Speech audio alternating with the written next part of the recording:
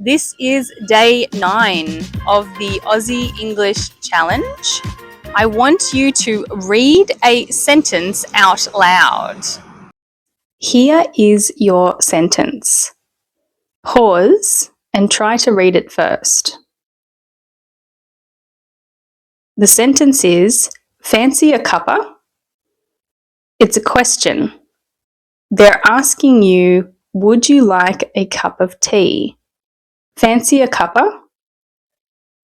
If your answer is yes, please, they might offer to put the billy on. They might say, I'll put the billy on. The billy is the kettle, and they're going to boil the water to make a cup of tea. Sometimes it can mean a cup of coffee. It depends on your preference.